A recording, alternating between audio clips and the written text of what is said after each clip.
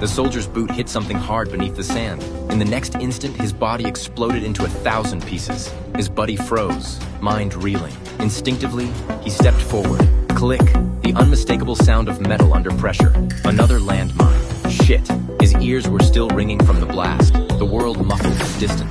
When his hearing finally returned, he stared at what was left of his friend and screamed until his throat went raw. But this wasn't the time to grieve. He forced himself to focus. Carefully, he dropped to one knee and pulled out his combat knife, probing the sand beneath his boot. The blade scraped against metal. Definitely a mine. Scanning the area, he spotted the radio about 10 feet away. He untied his bootlaces and fashioned a makeshift grappling hook with his entrenching tool. After several failed attempts, he threw it with everything he had. The force nearly lifted his foot off the mine, but miraculously, he snagged the pack.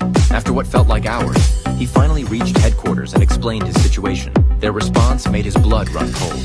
No choppers could enter the desert due to frequent sandstorms. Ground rescue would take 52 hours. He set his watch timer.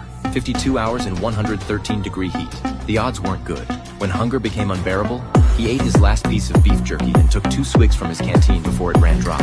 Then a breeze picked up. He turned his head and his heart sank. A massive sandstorm was rolling. He quickly shouldered his pack for extra weight and jammed his rifle into the ground as an anchor. By some miracle, he survived the onslaught. Gasping for air, grateful he hadn't been blown off the mine, his friend's body had been dragged by the wind to rest at his feet. That's when he noticed the radio was gone. He spotted it 30 feet away, carried off by the storm. All hope drained from him.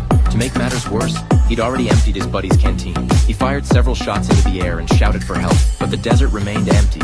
Hours passed. The sun blistered his face until skin peeled away in sheets. Desperate, he tried to drink his own urine, but gagged on the acrid smell. Then he saw her, a little girl approaching with strange, uneven steps, carrying a water bottle.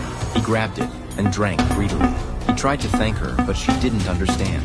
She pulled out a toy soldier, and he found one in his own pocket to show her. She arranged the toys on the ground and began pushing one forward. He didn't understand what she was trying to tell him. He gestured frantically toward the radio.